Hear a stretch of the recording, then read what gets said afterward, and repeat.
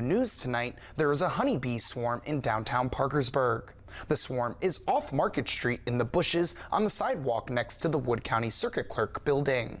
Lindsay and her dad Jerry are two beekeepers from the Mid-Ohio Valley who came out to try and relocate the bees. They say the swarm appeared on Tuesday. Honeybees swarm areas while they tried to find a new home, according to Lindsay.